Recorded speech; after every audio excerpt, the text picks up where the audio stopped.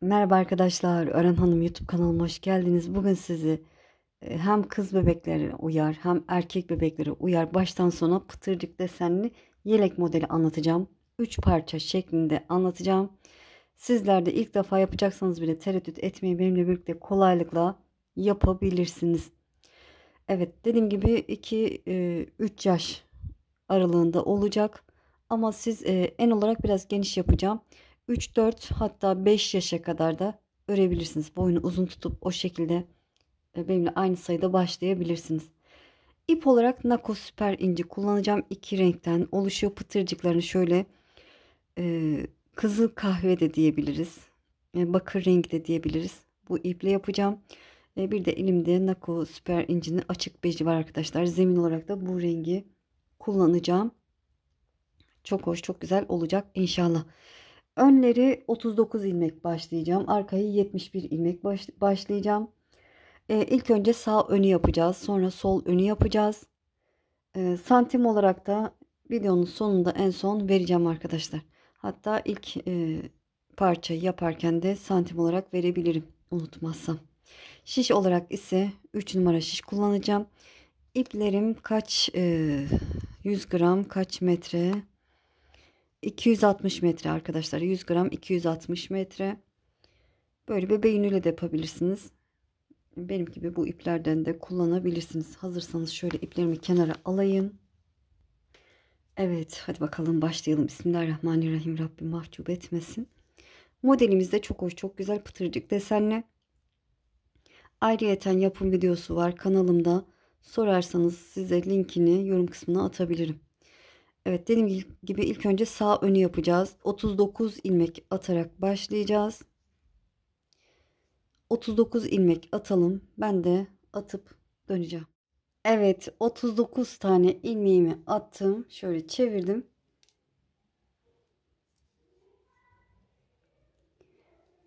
İlk ilmeğimi düz örüyorum. Bir düz, bir ters. Bir düz, bir ters. Bir düz, bir ters.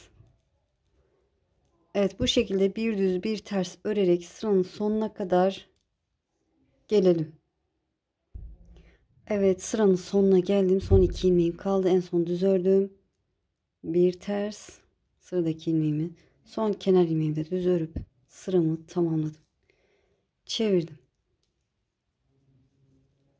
İlk ilmeğimi örmeden alıyorum. Düz ilmeğimi örerken bakın bu şekilde. Alttan girip şöyle düz ilmeğimi arkadan alıp şöyle çevirip tekrar sol şişime geçiriyorum ve onu düz olarak örüyorum. Düzü bu şekilde öreceğiz. Alt kısmının tırtırlı olmasını istiyorsanız tersi de normal şekilde örüyorum. Bakın ters ilmeğim var karşımda, normal örüyorum. Düz ilmeğime gelince bakın bu. Şöyle alttan arka tarafa geçtim. Düz ilmeğimi sağ şişime aktardım. Ve böyle alttan öne doğru alıp sol şişime geçiriyorum. Ve düz olarak örüyorum. Ayrıyeten anlatım videosu var. Burada yapamazsanız arkadaşlar o videonun linkini yorum kısmına atabilirim isterseniz. Ters normal şekilde örüyorum. Düz ilmeğe gelince bakın şu şekilde alttan giriyorum. Öbür taraftan böyle arka taraftan düz ilmeğimi aldım. Sonra bu şekilde öne alıp sol şişime geçiriyorum ve düz olarak örüyorum. Ters ilmeğimi normal şekilde örüyorum. Düz ilmeğe gelince şöyle bakın alttan arkaya geçiyorum. Düz ilmeğimi sağ şişime aldım. Sol şişimden çıkardım. Sonra ön tarafı aldım alttan. Sol şişime geçirdim. Ve düz olarak örüyorum. Ters ilmeğimi normal şekilde örüyorum. Düz ilmeğe gelince bakın bu şekilde alttan arkaya geçiyorum. Düz ilmeğimi sağ şişime aldım. Şöyle öne doğru getirdim. Alttan düz olarak ördüm. Ters ilmeğimi normal örüyorum.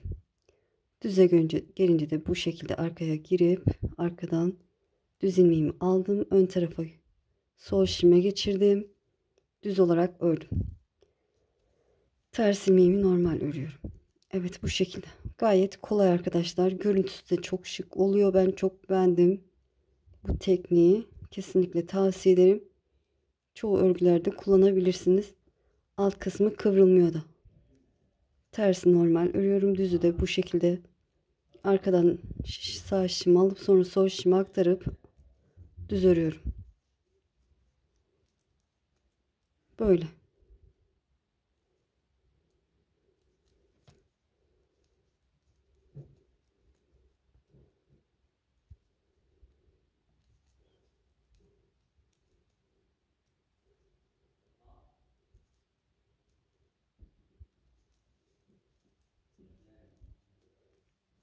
Evet, eminim anladınız artık. Sıranın sonuna kadar bu şekilde gelelim. Evet, son 2 ilmeğim kaldı. Karşımda düz ilmeğim var. Yine şöyle alıp alttan geçirip sol şişime geçirdim. Ve onu düz olarak örüyorum. Son kenar ilmeğimi de düz örüp sıramı tamamladım. Modelimizin ikinci sırası. Lastik kısmını çevirdim. Arka yüzden de desenimiz oluştu. Alt deseni ilk ilmeğimi bu şekilde örmeden alıyorum. Tersi ters, düzü düz örerek ilerliyorum. Bir ters, bir düz. Bir ters, bir düz. Evet, bir ters, bir düz örerek tersi ters, düzü düz örerek bu sıramızı tamamlayalım. Evet, sırayı tamamladım. Üçüncü sırayı tamamlamış oldum. Çevirdim. Şimdi yine lastik örgü yapacağız. Kenar ilmekten sonra düzü düz tersi ters örüyorum. Bu şekilde bir düz bir ters örerek bu sıramızı da tamamlayalım. Evet, sırayı tamamladım. Dördüncü sırayı tamamlamış oldum. Şöyle size nasıl göstereyim. Bu lastik örgün arkadaşlar ön yüzü ya da arka yüzü yok. Bakın iki taraftan da kullanılabilir. Şimdi haroşaya başlayacağız. Dilerseniz bir sıra daha örebilirsiniz. Ben örmeyeceğim. Böyle haroşa öreceğim.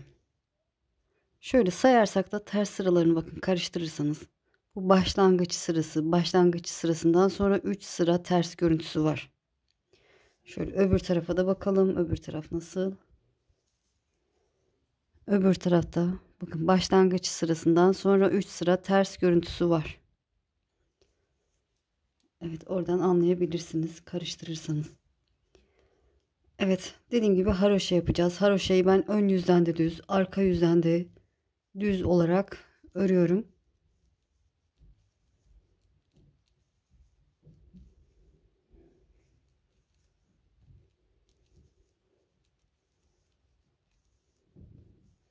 Evet, bakın öbür tarafta haroşa görüntüsü oluştu bile.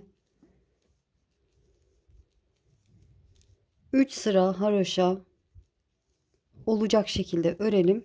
Ben sonrasını göstereceğim. Evet, ben lastik örgü yeterli diye düşünüyorum. Bakın 3 sırada haroşa görüntüsü oldu. Arka yüzden de 2 sıra haroşa görüntüsü var. Başlangıç ipim de bu tarafta. Evet, şimdi kenar patı olarak başta ve sonda 7 ilmek ayarlayacağız.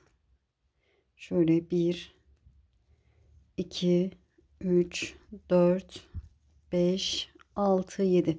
7 ilmek haroşa olacak. Biz zaten haroşada düz olarak ördüğümüz için 7 düzden sonra yine düz örerek ilerliyoruz. Ortadaki ilmeklerimiz de düz olarak örülecek. Evet. Desenimize başlayacağız. Desenimizin ilk sırası da diyebiliriz. Hiçbir işlem yok. Şöyle düz örerek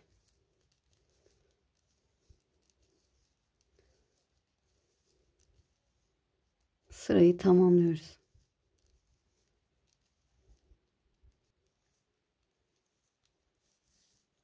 Çevirdim, arka yüzdeyim.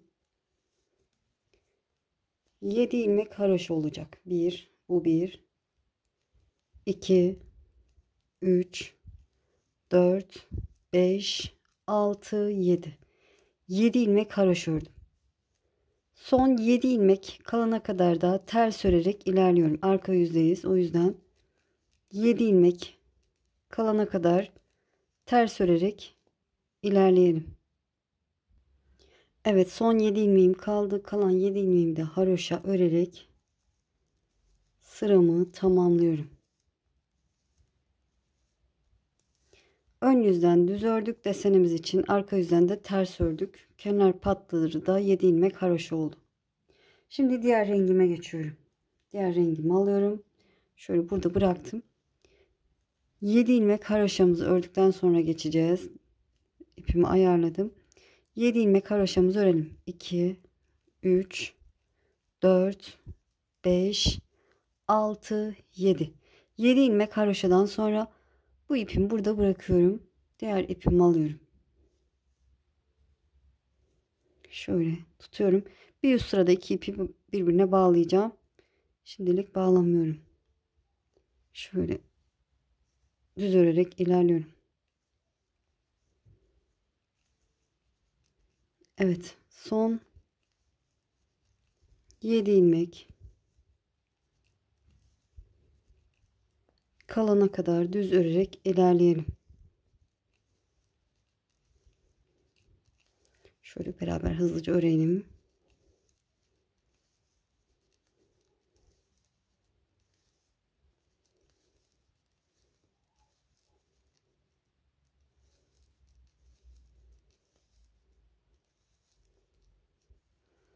Evet, şöyle son 7 ilmeğim kaldı. Bu ipimi burada bırakıyorum.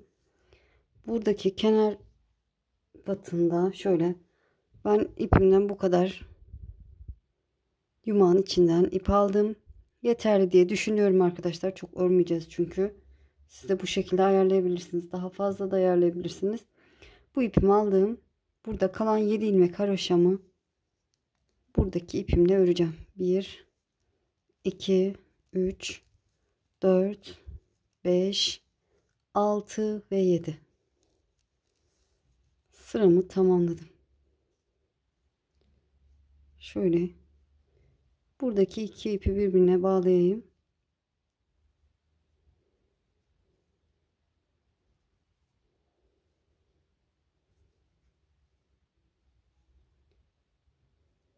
Çevirdim.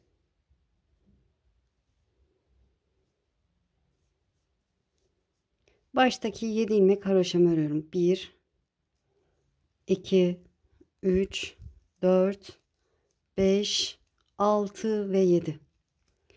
7 ilmekten sonra ipi kendime doğru aldım. Bu ipimi bırakıyorum. Diğer rengimi alıyorum. Ve ters örerek ilerliyorum.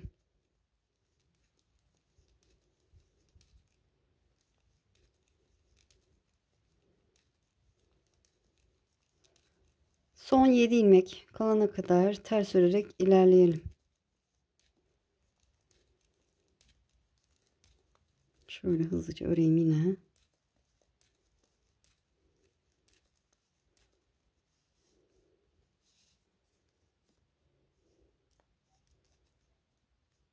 Son ilmeğimi de ters ördüm. Burada şöyle bu iki ipi birbirine, hatta şu ikisini bağlayacağız.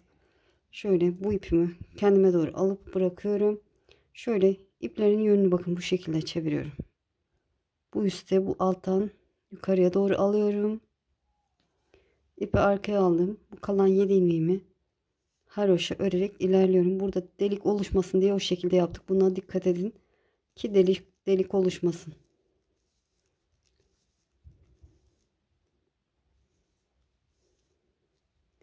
Evet, şöyle birbirine bağlamayayım. Bir sonraki sırada bağlayayım çünkü desen yapacağız bu sırada. Çevirdim. Ön yüzdeyim. Desen yapma sırası.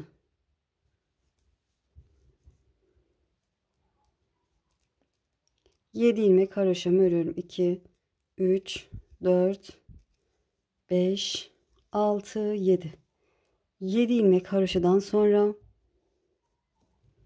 şöyle buradaki bakın bu ilmeğimi bırakıyorum. Söküyorum. Şöyle bakın söküyorum. Söküyorum, alttaki bej rengi ipimi görene kadar şöyle söktüm. Sonra burada bakın üstteki 2 ilmeği de alıp bunları sol şime aktarıyorum. Üçünü bir düz olarak örüyorum. Şöyle şunu da çektirince şurada görünmeyecek arkadaşlar. Bu şekilde düz ördüm. Biraz izleyin isterseniz. Sonra sıradaki ilmeğimi normal şekilde örüyorum. Düz ördüm. Sıradaki ilmeğimi de şöyle bırakıyorum. Şimdiden söküyorum. Bakın 1 2. Sonra bej rengi ilmeğimi görünce o söktüğüm ilmeklerimi de bakın yukarıda hepsini bir sol şime geçiriyorum. Düz olarak örüyorum. Bir bu şekilde örüyoruz. Bir de normal. Bakın sıradaki ilmeğimi normal şekilde düz ördüm. Pıtırcık oluşması için.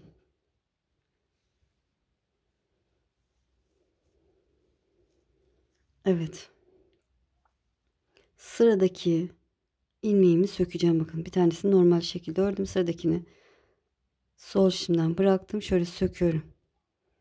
Bir, iki defa söktüm. Bej rengi ilmeğimi görünce bu söktüğüm ilmekleri de bakın bu şekilde alıp sağ şime aktardım ve üçünü bir düz olarak ördüm. Sıradaki ilmeğimi normal şekilde örüyorum. Sıradaki ilmeğimi söküyorum bu şekilde. Söküp o üstteki söktüğüm ilmeklerle birlikte alıp sol şime geçiriyorum. Üçünü bir düz olarak örüyorum. Sıradaki ilmeğimi normal örüyorum. Sıradaki ilmeğimi söküp bu şekilde sol şişime geçirip düz örüyorum. Sıradaki ilmeğimi normal şekilde örüyorum. Sıradaki ilmeğimi bu şekilde söküp sol şişime geçirip üçünü bir düz olarak örüyorum. Ayrıyeten anlatım videosu var arkadaşlar. Burada çıkaramazsanız size modelin linkini atabilirim. Yorum kısmına yazın. Sıradaki ilmeğimi normal örüyorum.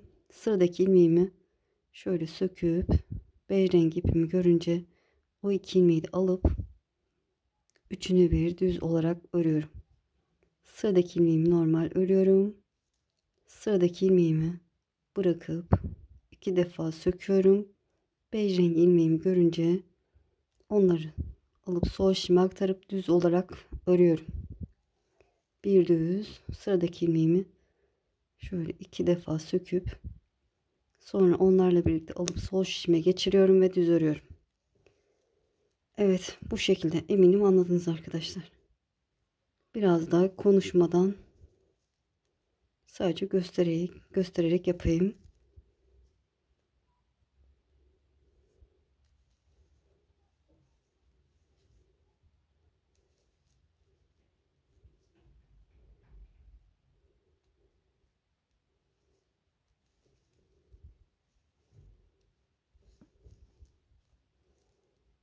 Evet bakın son bir ilmeğim kaldı. Onu da sökmem lazım. Şöyle söküp üçünü bir alıp sol şişime aktarıp düz olarak örüyorum. Ve kalan 7 ilmek haroşamı örüp sıramı tamamladım. Şöyle burada şöyle çektirirseniz arada görünmez. Pıtırcıklar oluştu.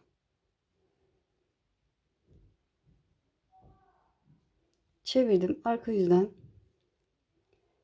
Baştaki 7 ilmeğim haroşa bakın buradaki ipimi örmedim. Bunu devam ettiriyorum. 7 ilmek haroşa 1 2 3 4 5 6 ve 7 ve ters örerek ilerliyorum. Desenimin arkasını ters örüyorum. Son 7 ilmek kalana kadar ters örerek ilerliyorum.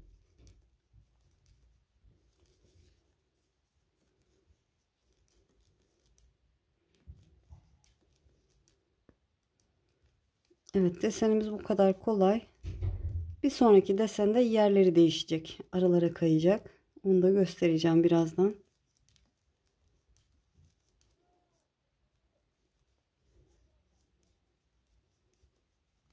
Evet, son 7 ilmeğimi de haroşa örerek sıramı tamamlıyorum. Evet, burada iki ipimi birbirine bağlamamıştım. Bunları şöyle çektirip birbirine bağlıyorum.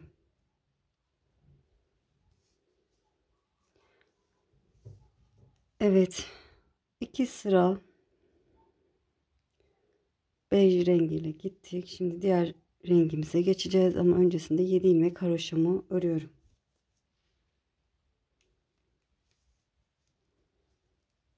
Bir, iki. Şöyle burada düğmeliği de yapacağım arkadaşlar. Bakın haroşa sıralarını sayıyorum. 3, 6 sıra olmuş. Yeterli. Düğmeliği yapalım. 2, sağ ön olduğu için bu tarafta düğmeliği yapmam gerekiyor. Şöyle şurasını saklandıysa içe doğru düğme attığımız için böyle genişletebilirsiniz. 3 ilmekten sonra bakın 3 ilmekten sonra bir doladım. Sıradaki 2 ilmeğin ikisini bir örüyorum. Birinci düğme iliğini açmış oldum. Ve kalan 2 ilmek haroşamı ördüm. Burada diğer rengime geçiyorum. Şöyle bakın alttan aldım. Şöyle bakın bu şekilde. Ki delik oluşmasın. Şöyle bu şekilde alıyorum.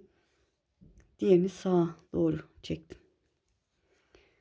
Ve düz örerek ilerliyorum. Son 7 ilmek kalana kadar düz örerek ilerleyelim. 2 sıra ondan 2 sıra ondan yapıyoruz.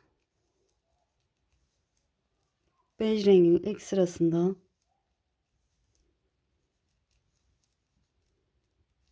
desenimiz oluşuyor. Bu kadar kolay. Şöyle. Evet, son 7 ilmek haroşa olacak. Onları da zaten düz örüyoruz.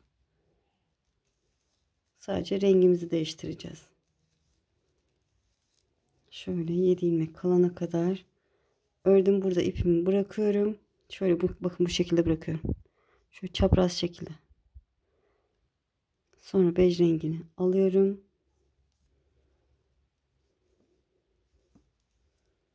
Açık bej rengi.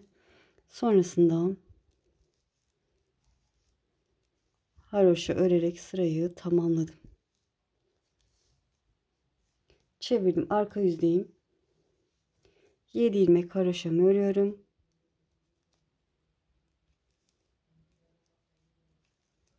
3, 4, 5, 6, 7.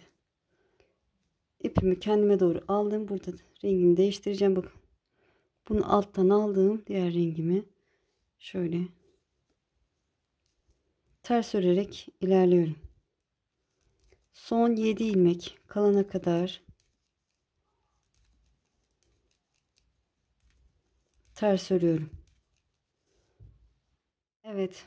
Son 7 ilmek kalana kadar ördüm. Burada ipimi bırakıyorum. Şöyle bakın bu şekilde kendime doğru aldım.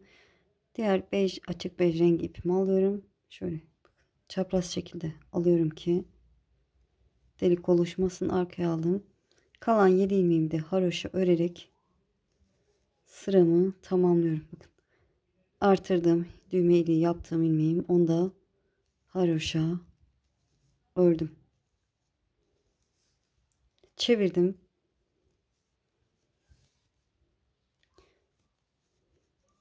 İpi kendime doğru aldım. İlk ilmeğimi örmeden alıyorum. Haroşa örerek ilerliyorum 7 ilmeğimi.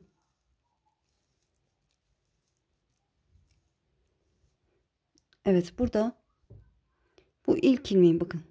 Bir alt sırada ilk ilmeğimizi sökmüştük hatırlarsanız. Bir alttaki desende şimdi ilkini düz olarak örüyorum. İkincisini bu desenin üzerindeki ilmeğimi söküyorum. Desenin üzerindeki ilmeklerimizi sökeceğiz. Bakın bej rengi ilmeğimi bulunca onu alıp sol şişime aktarıyorum. Üçünü bir düz olarak örüyorum.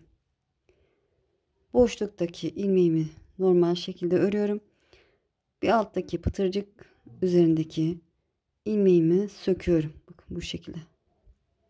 Buradan anlayabilirsiniz. Bir sonraki sırada pıtırcığın üzerini sökeceksiniz hep.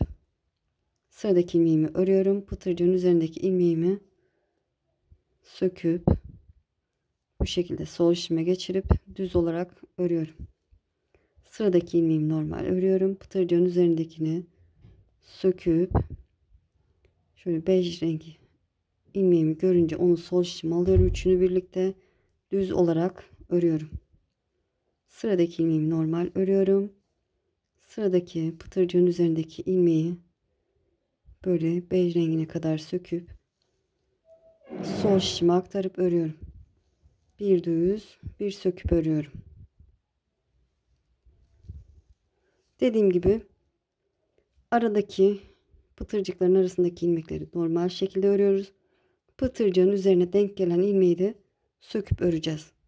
Bu şekilde anlarsınız, üst üste denk gelmeyecek pıtırcıklarımız. Bir yana kaymış olacak.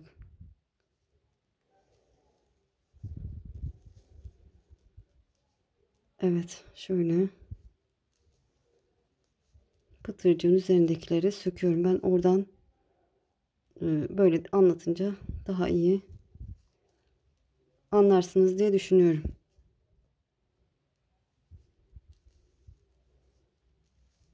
Aradaki normal pıtırcığın üzerindeki ilmeği sökerek örüyorum ve son ilmeğimi ördüm. Kalan 7 ilmek haroşamı da örüp sıramı tamamladım. Desenimiz toplamda 4 sıradan olmuş oluyor. 2 sıra renkli ipimizle gittik. 2 sırada 3. sırada oluşturuyoruz. 4. sırada arka yüzden ters örüyoruz. Bu şekilde. Desenlerde bir üst sıra deseninde kayıyor. Evet, 7 ilmek haroşamı örüyorum. Ve ters örerek ilerliyorum. Son 7 ilmek kalana kadar ters örelim. Evet, son 7 ilmeğim kaldı. Onları da haroşa örüp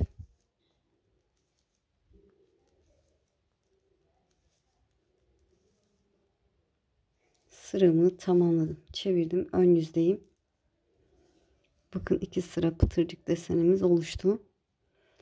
Burada 7 ilmek haroşamı örüyorum kenar bantı için. 2, 3, 4. Düğme iliğini 14 haroşa sırasında bir yapacağım. 7 ilmeğimi ördüm. Burada bu ipimi bırakıyorum. Kızıl kahve ipimi alıyorum. Bakın şu şekilde. Şöyle çapraz duruyor bakın. O şekilde alıyorum ki delik oluşmasın. Ve düz örerek ilerliyorum.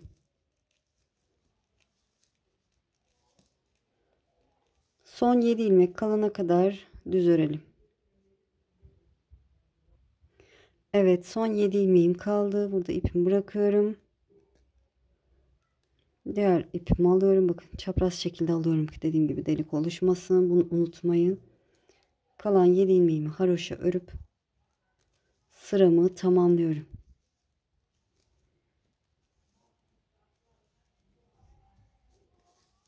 Çevirdim, arka yüzdeyim. 7 ilmek haroşamızı örelim. 1, 2, 3, 4, 5, 6, 7. İpi kendime doğru aldım. Diğer rengim bakın alttan alıyorum. Şöyle çapraz şekilde çevirip ters örerek ilerliyorum. Son 7 ilmek kalana kadar ters örüyorum.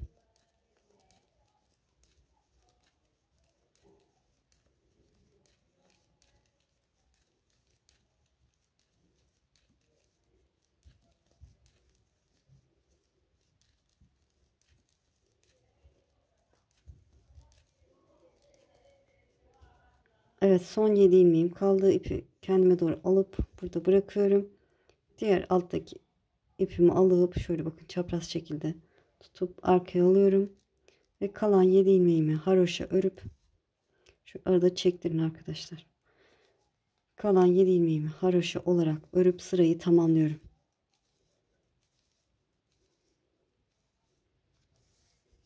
Çevirdim.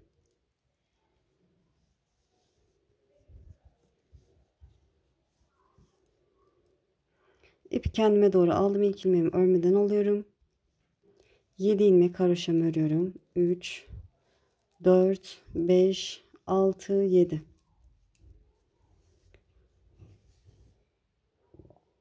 Evet, şimdi desen sırası arkadaşlar. İlk desen sırasında ne yaptıysak aynı işlemi yapacağız. Bakın, hatta burada bir pıtırcığım var. Pıtırcığın üzerine ne yapıyorduk? Söküyorduk. Evet, bakın, bu bir alt sırada pıtırcık var. Onun üzerindeki ilmeğimi söküyorum. Şöyle bej rengi ilmeğimi bulana kadar söktüm. Yukarıdaki iki ilmeğimi de aldım. Sol şişime aktardım. Düz ördüm. Ve sıradaki ilmeğimi normal şekilde örüyorum. Pıtırcığın üzerindeki ilmeği bırakıp söküyorum. 2 defa ilmeğimi alıp üzerindeki ilmeklerle birlikte alıp sol şişime aktarıyorum. Ve düz örüyorum. Sıradaki ilmeğimi normal örüyorum. Pıtırcığın üzerindekini bırakıp sol şişime aktarıp üçünü bir düz örüyorum. Sıradakini örüyorum. Pıtırcığın üzerine denk gelen ilmeği sökerek örüyorum. Böyle. Sıradakini normal örüyorum. Pıtırcığın üzerindekini söküp örüyorum. Bu şekilde anlarsınız. Böyle daha kolay anlatım olur dediğim gibi. Böyle devam edeceğiz. Ben size bir sonraki düğme iliğinde göstereceğim arkadaşlar. 14 sıra haroşa öreceğiz. Sonra ikinci düğme iliğini de beraber açacağız. Şöyle. Sıradaki normal, sıradakini söküyorum.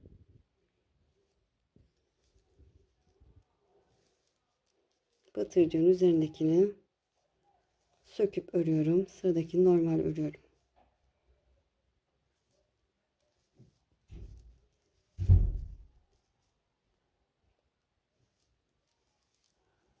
Sıradaki normal ördüm, bakın. Son olarak bakın, kenarda bir alt sırada pıtırcık yapmışım. Onun üzerindeki ilmeğimi ne yapıyorum? Söküp örüyorum. Ve kalan 7 ilmek haroşamı örüp burada ipimi değiştirmiyorum. Çünkü aynı renk arkadaşlar. Kalan 7 ilmeğimi ördüm. Sıramı tamamlamış oldum. Desen sıramı. Böyle 3 sıra pıtırcık örmüş olduk. Evet. Şöyle çevirdim. Işıktan dolayı kızıl kahvenin rengi tam belli olmuyor. Aslında çok güzel. Şöyle 7 ilmek haroşamı örüyorum. 7 ilmek haroşadan sonra son 7 ilmek kalana kadar ters örüyorum. Evet, son 7 ilmeğimizde haroşa örüp sırayı tamamlayalım. Dediğim gibi bu şekilde devam edeceğiz arkadaşlar. Bilirsiniz. Videoyu geriye de alabilirsiniz. Böyle devam ediyor. Böyle bir sonraki düğme iliğinde size nasıl açacağız onu da göstereceğim. Evet, tamamlayıp döneceğim. Evet, gördüğünüz gibi tamamladım. Düğme iliğini açacağız. 14 sıra haroşa ördüm. Nasıl anlayacağız? Şöyle beraber sayın. Bakın, buradaki düğme iliğinden sonraki haroşa sıralarını sayıyorum. 3, 6, 9, 12, 13, 14 sıra örmüşüm. Buradan anlıyorum. Desenimde gördüğünüz gibi devam etti. Şimdi ikinci düğme iliğini açacağız. İlk ilmeğimi örmeden aldım. 2 ilmek haroşamı örüyorum. Kenar ilmekten sonra 2 ilmek haroşa ördüm. Bir doladım. Sıradaki 2 ilmeğin ikisini bir örüyorum. Düğme iliğimi açmış oldum. Sonra yoluma devam ediyorum. 2 ilmek haroşa ördüm ve diğer rengime geçiyorum. Artık bilirsiniz. Bu şekilde 14 haroşa sırasında bir düğme iliği açarsınız. Böyle devam edeceğiz. Deseni de biliyorsunuz artık. Düğme iliğini de gösterdim. Ne kadar öreceğiz? Benimle aynı boyutta yapıyorsanız bu haroşa sıralarını, bakın buradaki ilk baştaki haroşa sıralarıyla birlikte toplamda 54 sıra öreceğim. Ondan sonra yaka oyuntusuna, koltuk kesimine başlayacağım. Eğer ki daha büyük yapmak isterseniz, boyut olarak daha uzun olmasını istiyorsanız 4-5 sıra, 6 sıra haroşa fazla örebilirsiniz. Çocuğunuz zayıfsa. Evet, çünkü eni ideal arkadaşlar geniş. Dediğim gibi çocuk biraz zayıfsa 4 ile 6 sıra haroşa fazla örebilirsiniz. Daha büyük çocuklara örmek isterseniz. Evet, ben tamamlayıp döneceğim.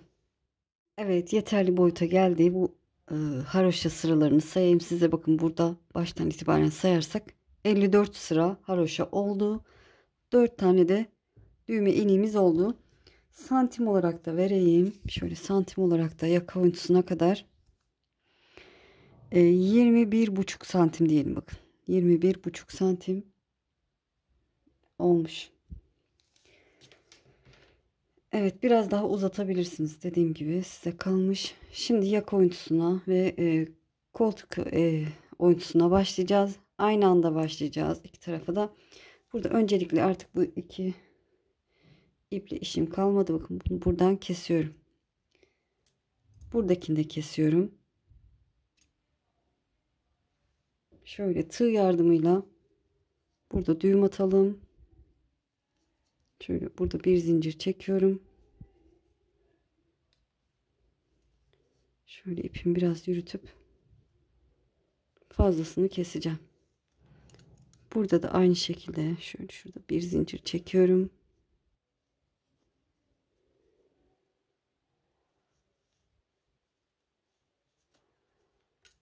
Fazlasını kesin. Tamamdır.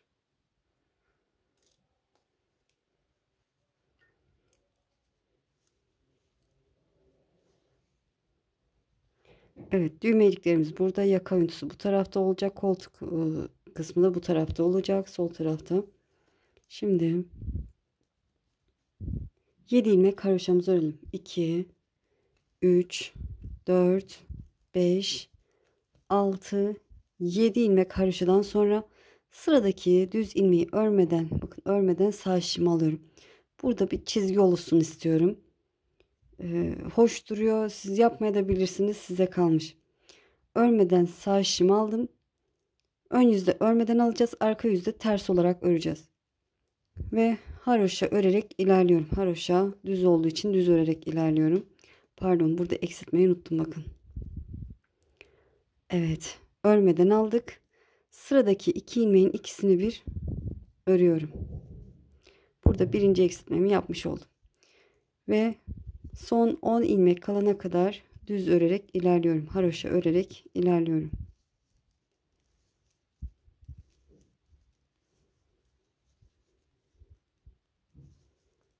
Şöyle beraber örelim.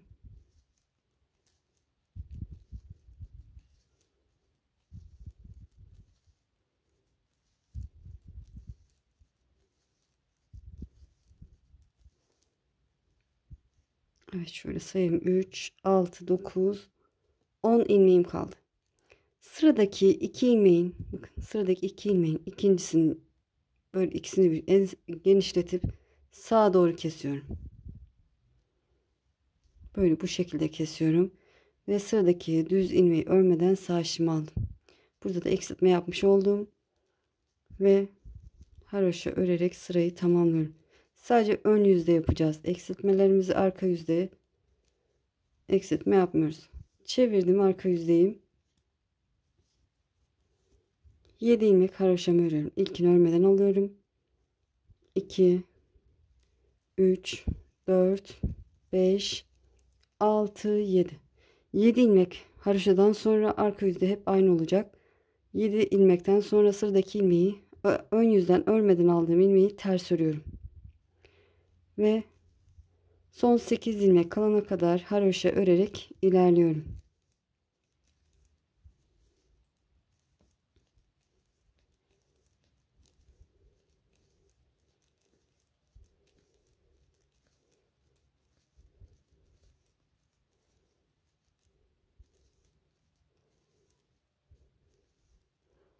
Evet, şöyle sayayım. 3, 6, 7, 8. 8 ilmek kaldı.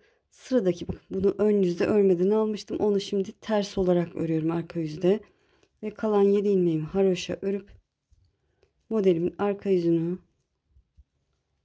tamamlamış oldum. Çevirdim, ön yüzdeyim. İkinci eksiltme sırası. Şöyle ipi kendime doğru aldım. İlk ilmeği örmeden sağ işimi aldım. 7 ilmek haroşamı örüyorum. 4, 5, 6, 7. 7 ilmek haroşadan sonra sıradaki düz ilmeğimi örmeden sağ işimi aldım. Sıradaki 2 ilmeğin ikisini de böyle bu şekilde düz olarak ördüm ve haroşa örerek ilerliyorum. Son 10 ilmek kalana kadar haroşa örelim.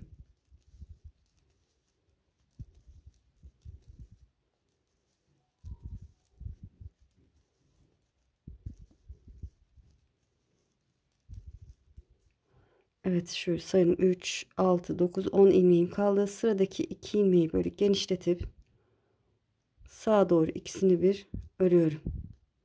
Eksiltmemi yapmış oldum. Sıradaki düz ilmeğimi de örmeden sağ işimi aldım. İpim arkada. Sonra kalan 7 ilmeğimi haroşa örüp sıramı tamamlıyorum. İkinci eksiltme sıramızda tamamlamış olduk. Çevirdim. Arka yüzden hep aynı şekilde öreceğiz. Ne yapıyorduk? İlk ilmeğimi örmeden aldım. 7 ilmek haroşamızı örüyoruz. İlk ilmekle birlikte 7 ilmek olacak. 7 ilmekten sonra sıradaki bakın ön yüzde örmeden aldığım ilmeği arka yüzden ters örüyorum. Ve son 8 ilmek kalana kadar haroşa örerek ilerliyorum. Evet, 8 ilmek kalana kadar örelim. Evet, 8 ilmek kalana kadar ördüm ve ön yüzden örmeden aldığım ilmeği şimdi ters örüyorum. Kalan 7 ilmeğimi de haroşa örüp sıramı tamamlıyorum. Çevirdim. Üçüncü eksiltme sıramızdayız. Aynı şekilde yapacağız. Ön yüzde 7 ilmeğimi örüyorum. 3, 4, 5, 6, 7.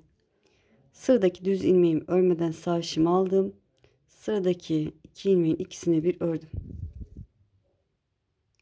9 ve 10. ilmeği ikisini bir örüyoruz. Ve 10 ilmek kalana kadar haroşa örerek ilerliyorum.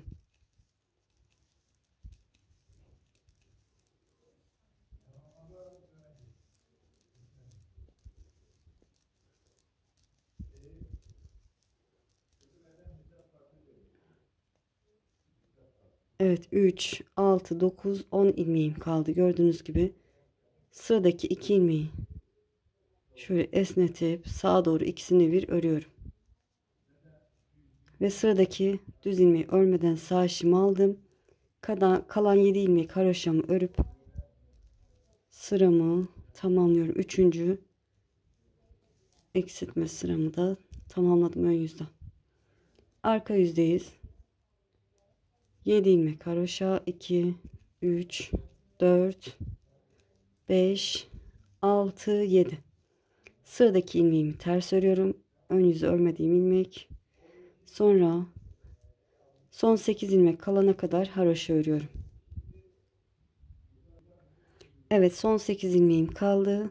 Ön yüzde örmediğim ilmeği şimdi ters olarak örüyorum. Kalan 7 ilmek haroşamı da örüp modelimin arka yüzünü tamamladım.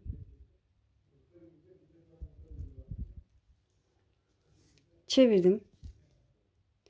Dördüncü eksiltme sırasındayız. Bakın 3 defa eksilttik. Buradan da anlayabilirsiniz. 3 diş haroşa var. 3 defa eksiltmiş olduk. Artık bilirsiniz. 7 ilmek haroşayı öreceğiz. Düz ilmeği örmeden alacağız. Sonra karşımızdaki 2 ilmeğin ikisini bir öreceğiz. 10 ilmek kalana kadar örüp sağa doğru eksiltme yapıp düz ilmeği örmeden alıp 7 ilmek haroşamızı örüp sırayı tamamlayacağız. Dördüncü eksiltme sıramızı tamamlamış olacağız. Bu şekilde 6 defa eksiltme yapalım. Sonrasını göstereceğim. Evet, 6 sıra eksiltmemi yaptım. Şöyle dediğim gibi bu haroşa sıralarında sayarsanız anlarsınız. 3, 6. Buradan da sayarak anlayabilirsiniz. 3. Şöyle ilk başta düz taraftan yapmıştık. 6. Evet, şimdi yaka oyuntusundan 4 sıra daha eksiltmeye devam edeceğiz. Koltuk oyuntusu yeterli diye düşünüyorum. Siz karıştırırsanız olabilir, insanlık hali. O yüzden şöyle işaretleyici koyabilirsiniz. Eksiltme yapacağınız bölüme bu şekilde işaretleyici koyabilirsiniz. Dediğim gibi sadece bu tarafta 4 sıra daha, her 4 sıra ön yüzde eksiltme yapacağız. Şöyle beraber başlayalım. 7 ilmek haroşamı örüyorum. 7 ilmek haroşadan sonra düz ilmeğimi örmeden sağ şişimi aldım. Sıradaki 2 ilmeğin ikisini bir örüyorum. Ve 8 ilmek kalana kadar öreceğiz. Bu tarafta eksiltme yok. 8 ilmeğim kaldı. Düz ilmeği örmeden sağ şişimi aldım. Kalan 7 ilmek haroşamı örüp sıramı tamamlıyorum. Çevirdim. Arka yüzden yine aynı şekilde örüyoruz. 7 ilmek haroşa, 2 3 4 5 6 7. Sıradaki ilmeği ters örüyorum ve 8 ilmek kalana kadar haroşa örerek ilerliyorum.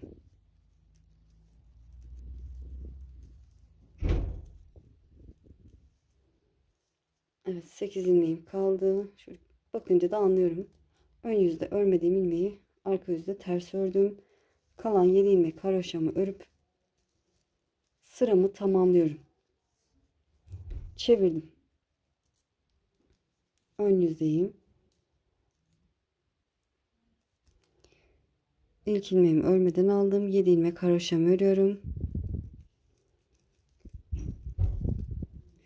8. eksiltme sırası yaka bölümünde sıradaki ilmeğimi örmeden aldım ve sıradaki 2 ilmeğin ikisini bir örüyorum.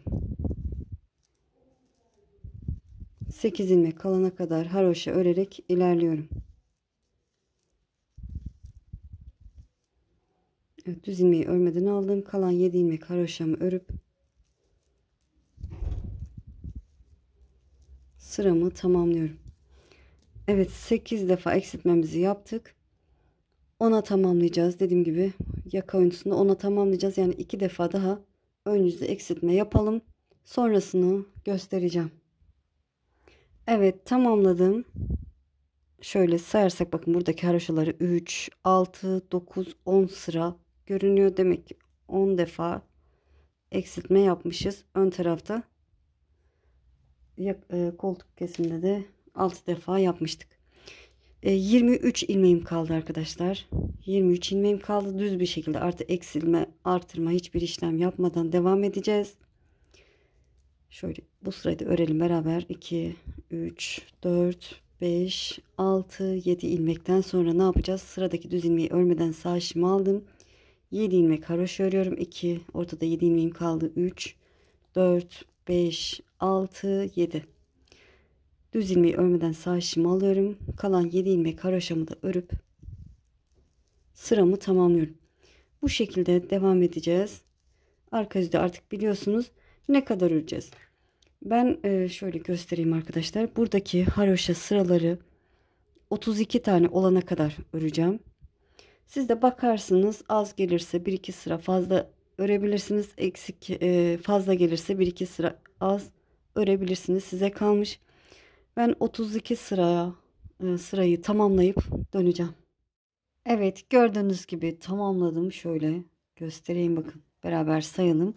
Buradaki haroşa sıralarını sayarsak 3, 6, 9, 12, 15, 18, 21, 24, 27, 30, 32 sıra olmuş oldu. Burada beraber keselim ilmeklerimizi. Evet, ilk ilmeğimi yönünü çevirdim. Onu tekrar sol şişime geçirdim. Ve 2 ilmeğin ikisini bir örüyorum. İlmeğimi sol şişime aktardım. 2 ilmeğin ikisini bir örüyorum. İlmeğimi sol şişime aktardım. İkisini bir örüyorum. Evet, bu şekilde bütün ilmeklerimizi keselim. Ne sıkı ne geniş, nasıl ördüysek o şekilde keselim. Evet, kesimi tamamladım. Şöyle ipimi de biraz uzun bırakıp kesiyorum ki dikeyim. Şöyle son ilmeğin içinden ipimi geçirdim. Evet. Sağ önü tamamlamış olduk. Şimdi sol öne başlayacağız. Aynı şekilde başlayacağız. Videoyu geriye alabilirsiniz. Sadece düğme iliği olmayacak arkadaşlar sol taraf için. Şöyle 39 ilmek. Evet, dediğim gibi 39 ilmek atalım. Videoyu geriye alın isterseniz, öyle daha iyi olur. Aynı şekilde yapacağız. Dediğim gibi düğme ilikleri olmayacak. Şöyle buradaki ilk haroşa sırasından itibaren yine benimle aynı yapıyorsanız 54 sıra olsun. Desenimiz aynı şekilde devam edecek. 54 sıra ördükten sonra aynı anda yaka ve koltuk kesimine başlayacağız. Evet, ben de tamamlayıp döneceğim. Evet, gördüğünüz gibi bu aşamayı da tamamladım. Şöyle buradan itibaren sayarsak 54 sıra haroşa oldu. Desenlerim de tamamlandı. Şimdi yaka ve koltuk oyuntusuna aynı anda başlayacağız. Sağ önü yaptığımız gibi. Evet, şöyle şu iplerimi kesmemişim. Beraber keselim. Şöyle şunu da kesiyorum. Buradakini de kesiyorum.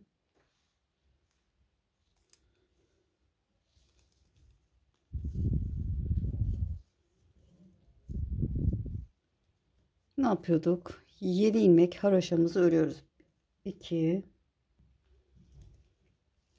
3 4 5 6 7 ilmek haroşadan sonra düz ilmeğimi, sıradaki düz ilmeğimi örmeden sağ şişimi aldım ve sıradaki 2 ilmeğin ikisini bir örüyorum ve haroşa örerek ilerliyorum. Son 10 ilmek kalana kadar örelim.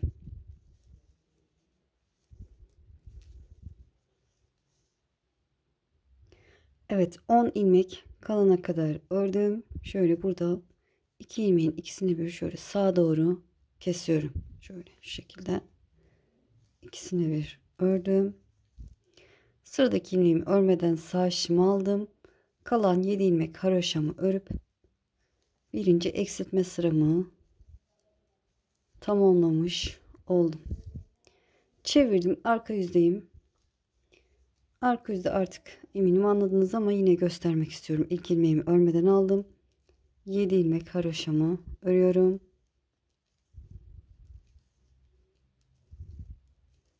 Evet, 7 ilmek haroşadan sonra ön yüzden örmeden aldığım ilmeği arka yüzden ters örüyorum. Ve haroşa örerek ilerliyorum. Son 10 ilmek kalana kadar haroşa örerek ilerleyelim. Evet, 10 ilmek dedim ama arka yüzden eksiltme yok.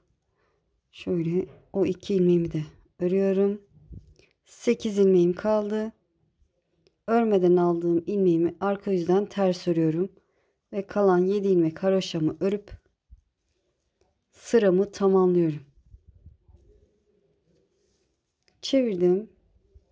İkinci eksiltme sırası. Bakın bir sıra haroşamız oluştu bile. Ne yapıyorduk? 7 ilmek haroşamızı örüyoruz. 1 2 3 4 5 6 7 ilmek haroşadan sonra düz ilmeğimi örmeden sağ şişimi aldım. Örmeden sağ şişimi aldıktan sonra sıradaki 2 ilmeğin ikisini bir örüyorum. Ve haroşa örerek ilerliyorum.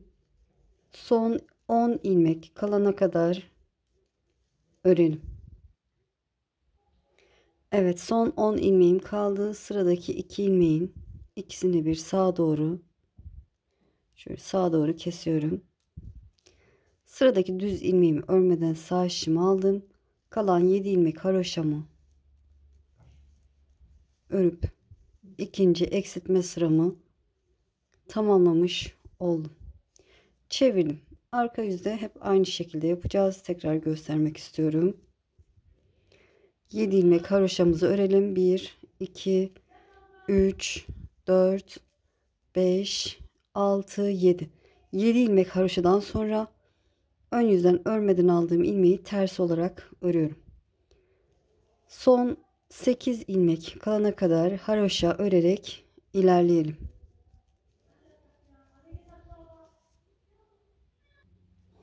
Evet, son 8 ilmeğim kaldı. Sıradaki ilmeğimi ters ördüm. Ön yüze örmeden aldığım ilmeğimi. Sonra kalan 7 ilmeğimi haroşa örüp sıramı tamamlıyorum. Çevirdim. Üçüncü eksiltme sırasındayız. Şöyle bir daha göstereyim başını. Ne yapıyorduk? 7 ilmeğimizi haroşa olarak örüyoruz. 1, 2, 3, 4, 5, 6, 7. 7 ilmekten sonra düz ilmeği örmeden sağ şişimi alıyorum. Sıradaki 2 ilmeğin ikisini bir örüyorum. Ve haroşa örerek ilerliyorum. Son 10 ilmek kalana kadar örüp sıradaki 10 ilmek kalana kadar ördükten sonra sıradaki 2 ilmeği sağa doğru keseceğiz.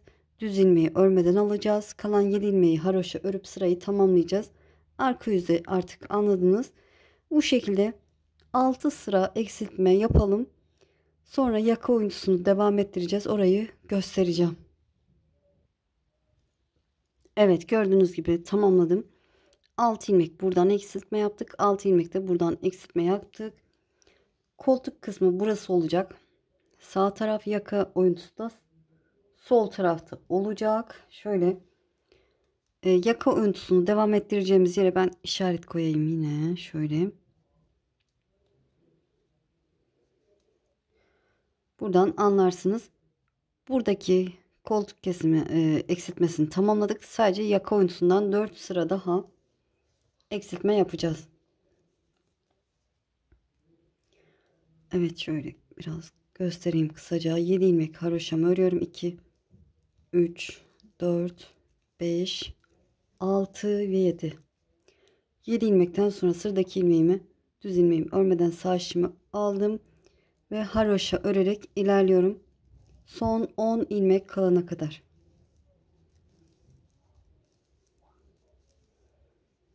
Evet, son 10 ilmeğim kaldı. Şöyle göstereyim.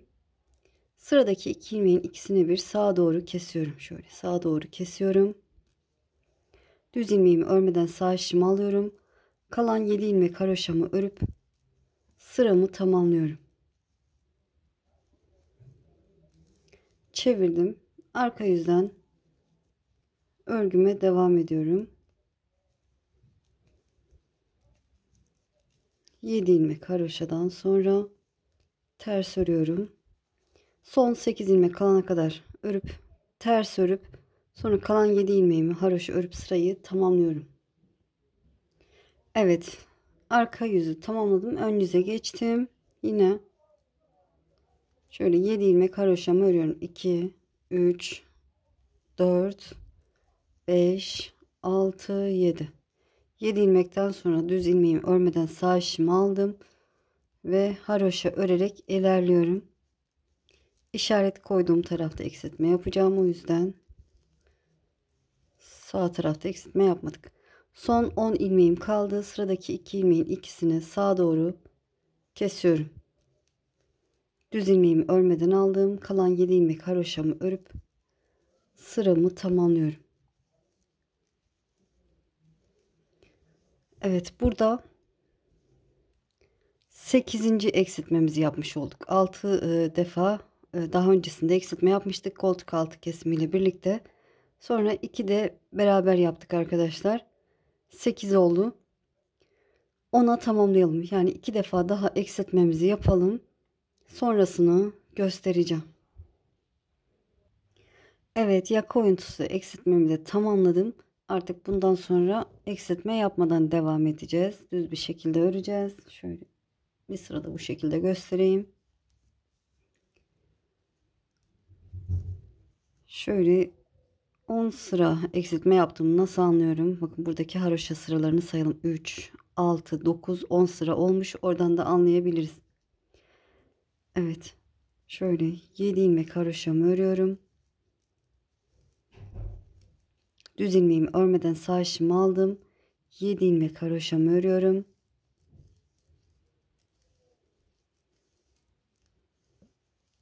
Düz ilmeğimi örmeden sağ şişimi aldım. Kalan 7 ilmek haroşamı örüyorum.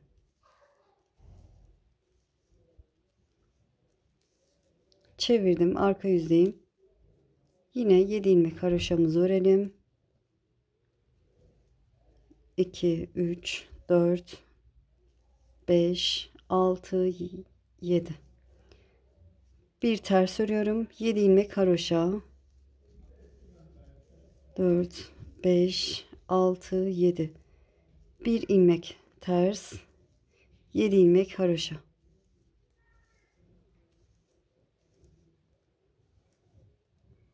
Evet, çevirdim. Bu şekilde devam edeceğiz. Eksiltmemiz yok dediğim gibi. Bu haroşa sıraları benimle aynı yapanlar 32 sıra olana kadar örelim. Sonrasını göstereceğim. Evet. Burayı da aynı şekilde 32 sıra haroşa olana kadar ördüm. Şimdi yine kesimini beraber yapalım. İlk ilmeğimi yönünü çevirdim. Sol şişime aktardım. İkisini bir örüyorum. İlmeğimi sol şişime aktardım. İkisini bir ördüm. Bu şekilde bütün ilmeklerimizi keselim. Evet, ilmeklerimi kestim. Burada ipimi kısa bırakıyorum arkadaşlar. Dikiş payı olarak arkada uzun bırakacağım arkayı. Şöyle. Tamam, ikinci parçayı da hazırladık. Şimdi arkaya başlayacağız. Arkayı da önlerin toplamından 7 ilmek eksik başlayacağız. Yani 71 ilmek atarak başlayacağız. Evet, şöyle ipimi ikiye katlayayım.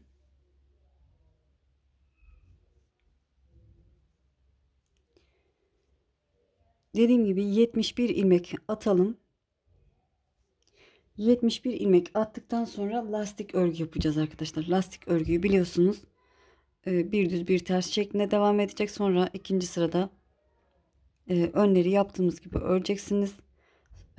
Ön tarafta 3 sıra, arka tarafta 2 sıra haroşa olacak. Sonra desene, arka tarafın desenini beraber yapalım. Orayı da size göstereceğim. Evet, gördüğünüz gibi tamamladım. Ön yüzde 3 sıra haroşa, arka yüzde 2 sıra haroşa görüntüsü oldu. Diğer iki parçayı yaptığım gibi. Evet, desenin başlangıcını yine göstermek istiyorum.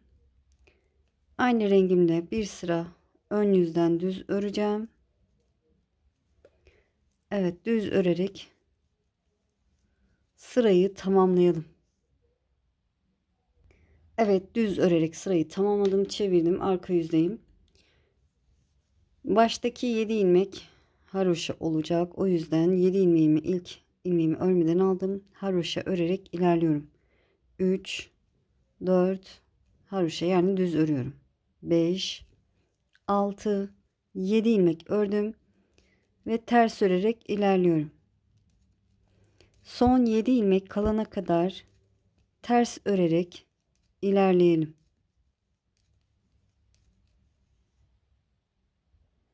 Evet, gördüğünüz gibi son 7 ilmeğim kaldı. Onları da haroşa örerek sırayı tamamlıyorum. Çevirdim. Ön yüzdeyim. 7 ilmek haroşamızı örelim.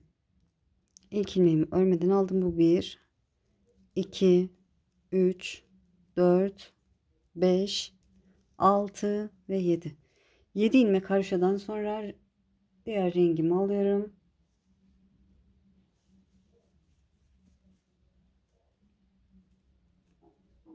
Evet, şöyle bir sırada bağlayacağım.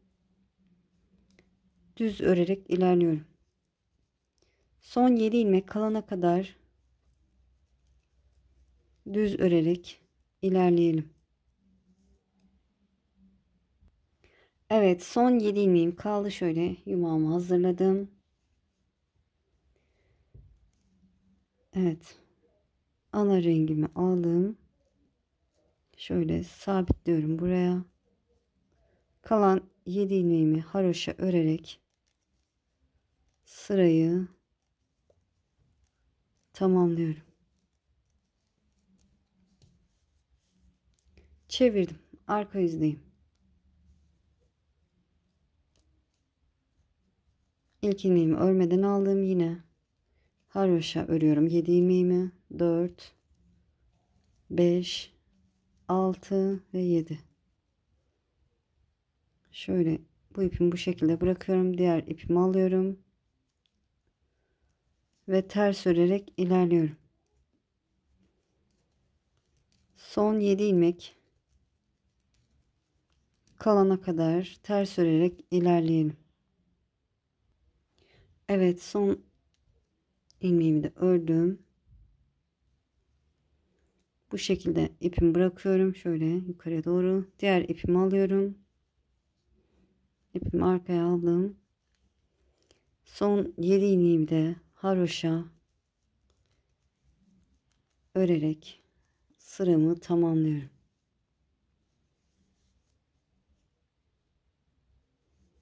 Çevirdim.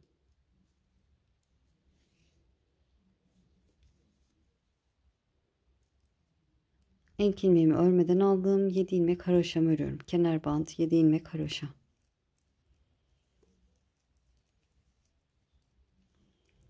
Evet, 7 ilmeğimi ördükten sonra şöyle ilk ilmeğimi bırakıyorum. Şöyle diğer ipimi bulana kadar ilmeğimi söktüm ve 3 ilmeği birden sol şişime geçirdim. Düz olarak örüyorum. Sıradaki ilmeğimi örüyorum. Sıradaki ilmeğimi bırakıp söküp açık 5 ilmeğimi bulana kadar söktüm ve ördüm. Bir ilmeğimi normal şekilde örüyorum. Diğer ilmeğimi bırakıp söküyorum ve bu şekilde örüyorum. Bir ilmeğimi normal şekilde örüyorum. Bir ilmeğimi söküp diğer 2 ilmekle birlikte düz olarak örüyorum. Evet, bilirsiniz zaten artık. Şöyle burada 2 ipimizi şöyle çektirip birbirine bağlayalım. Görünmesin orada.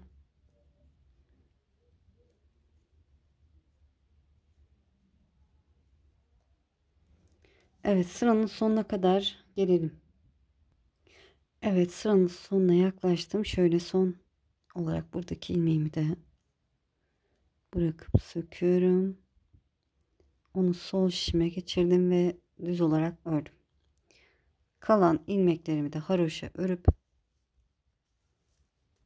sıramı tamamlıyorum.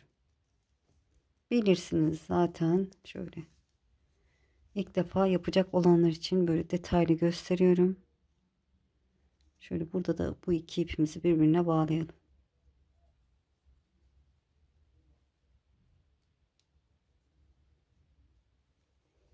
Evet, arka yüzden bilirsiniz dediğim gibi desenimizi yapalım koltuk kesimine kadar. Desenimizi örelim, sonrasını göstereceğim. Evet, gördüğünüz gibi arkanın desenini de tamamladım. Koltuk altı eksiltmesine kadar geldik. Şöyle göstereyim, bakın. Şimdi şöyle.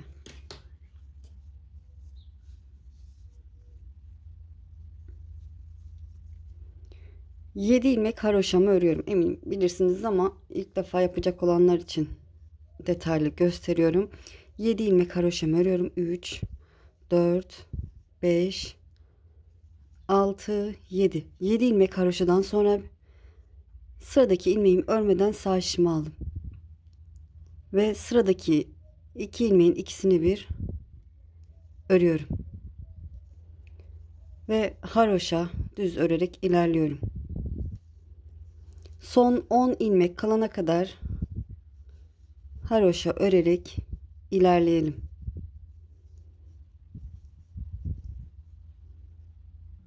Evet, gördüğünüz gibi son 10 ilmeğim kaldı. Sıradaki 2 ilmeğin ikisini bir şöyle sağa doğru kesiyorum. Sağa doğru kestim. Sıradaki ilmeğimi, düz ilmeğimi örmeden sağ şişimi aldım ve haroşa örerek sıramı tamamlıyorum. Çevirdim. Arka yüzdeyim. 7 ilmek haroşamı örüyorum.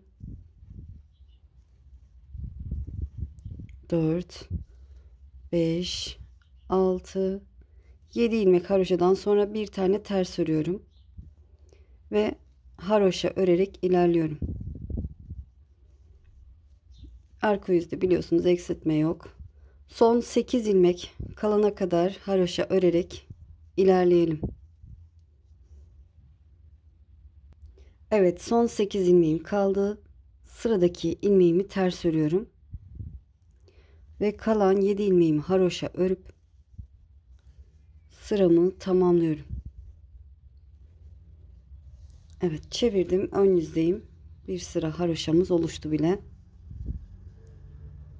Yine 7 ilmek haroşa, 2 3 4 5 6 7 7 ilmek haroşadan sonra ne yapıyoruz? Sıradaki düz ilmeğimi örmeden sağ şişimi alıyorum ve sıradaki 2 ilmeğin ikisini bir örüyorum. İkinci eksiltme sıram ve 10 ilmek, sondan 10 ilmek kalana kadar örüyoruz. 2 ilmeğimizi eksiltip düz ilmeği örmeden sağ şişimizi alıyoruz. Kalan 7 ilmek haroşamızı örüp sırayı tamamlıyoruz. Bu şekilde her ön yüzde eksiltmemizi yapacağız. 6 sıra, toplamda 6 sıra eksiltmemizi yapalım. Sonrasını göstereceğim. Evet, eksiltmelerimi tamamladım. Gördüğünüz gibi 6 sıra haroşa oluştu. Toplamda 59 tane ilmeğim kaldı. Evet, bundan sonra eksiltmemiz yok. Haroşa örerek ilerleyeceğiz. Şöyle biraz daha göstereyim.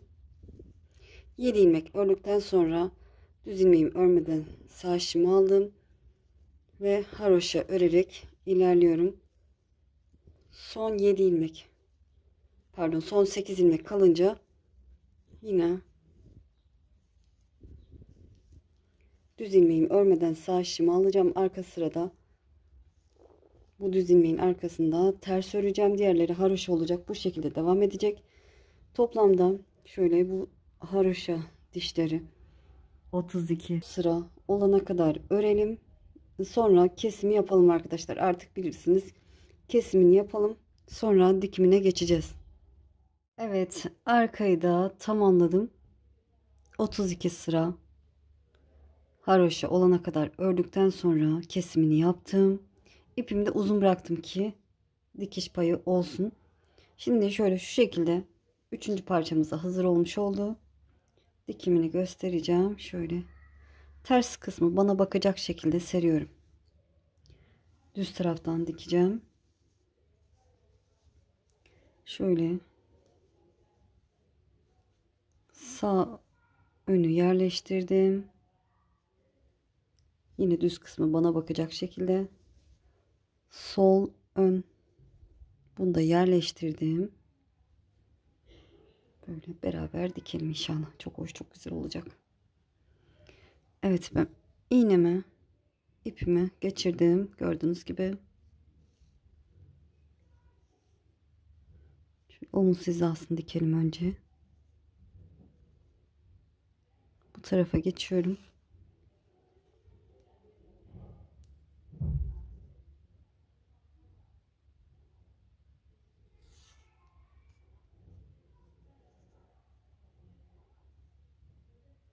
Şöyle dikeceğim arkadaşlar, güzel dursun diye. Böyle haroşa tellerini bakın bu şekilde alacağım bu sefer.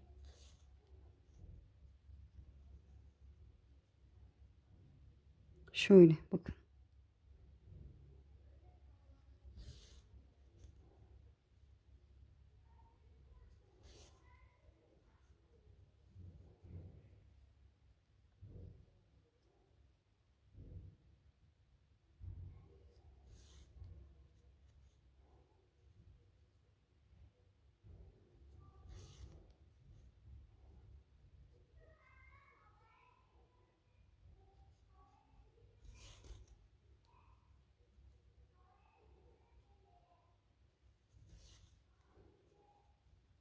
Evet, bu şekilde.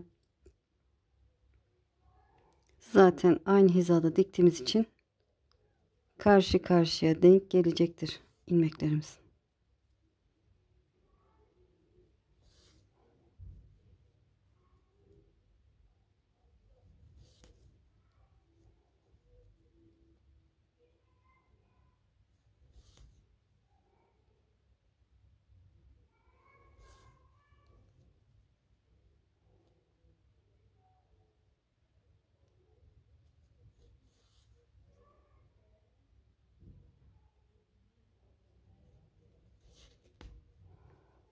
Evet, şöyle bu hizaya kadar dikelim.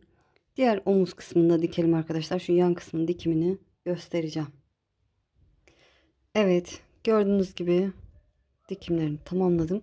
Şu yan kısmı da diktim arkadaşlar. Şöyle sizinle birlikte bu tarafı dikeceğim. İğnemi ipimi geçirdim. Şöyle yukarıdan başlayalım. Daha iyi olur diye düşündüm. Şöyle bakın. Desenden sonraki haroşa sırası. Şöyle şuradan başlayalım. Desenden sonraki haroşa sırasından başlayalım. Burada da evet oradan oraya kadar dikmişim. Şöyle.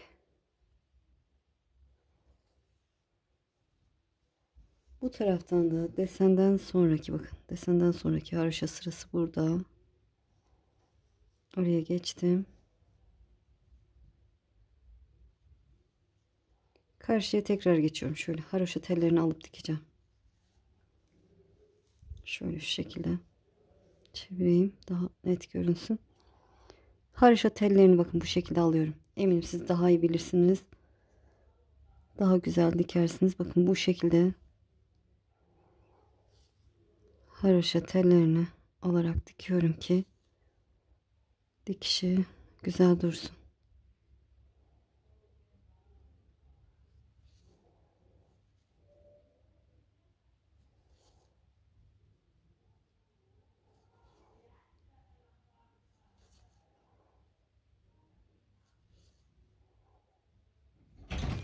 Evet, tamamen dikip döneceğim. Evet, dikiminde tamamladığım yeleğimiz bitti arkadaşlar. Yan kısımda bu şekilde oldu. Çok hoş, çok güzel oldu. Eminim sizlerkinde en az bu kadar güzel oldu. Şöyle santim olarak da vermek istiyorum. Yukarıdan aşağıya kadar 33 santim arkadaşlar. 33 santim, en olarak da şöyle 30 santim genişliğinde. Sadece bir tanesinin eni ise şöyle 17 santim. Gördüğünüz gibi 17 santim. Şöyle ense genişliği. Şöyle göstereyim. 6,5-7 sayılır. 7 santim sayılır. Şöyle omuz genişliği 9 santim. Şöyle koltuk altı bölümüne kadar ise 11,5 santim arkadaşlar. 11,5 santim. Böyle çok hoş, çok güzel oldu. Böyle kalıp olarak üzerine ağırlık koyarsanız kalıp gibi durur. Benimki yeni bittiği için biraz şey. Hatta bazıları ne yapıyor arkadaşlar, onu da söyleyeyim. Böyle elinde böyle hafif yıkayıp asıyorlar. Öyle tam oturuyor model ve yelek. O şekilde de yapabilirsiniz. Hemen yıkayıp elinizle yıkayıp böyle yumuşatıcıyla da yıkayabilirsiniz. Asarsanız böyle çok sıkmadan model tam oturur. Arkası da bu şekilde. Çok hoş, çok güzel oldu. Hem kız hem erkek bebeklere uyar. Böyle inşallah anlatımdan memnun kaldınız. Beni izleyerek yaptığınız için çok çok teşekkür ederim. Kanalıma abone değilseniz abone olursanız sevinirim. Videolarımı beğenip paylaşırsanız, yorum yaparsanız bana destek olmuş olursunuz. Bu tür modellerin daha fazla gelmesini istiyorsanız da yorum kısmına istiyorum yazarsanız sevinirim. Şöyle düğme bulamadım bu renk. İnşallah bulursam dikeceğim. Böyle. Eğer ki şimdi değil de ileride örmek isterseniz de kaydet butonuna basın. Daha sonra kaydettiğiniz videolar arasında bulabilirsiniz. Sizi çok seviyorum. Kendinize iyi bakın. Allah'a emanet olun. Hoşça kalın.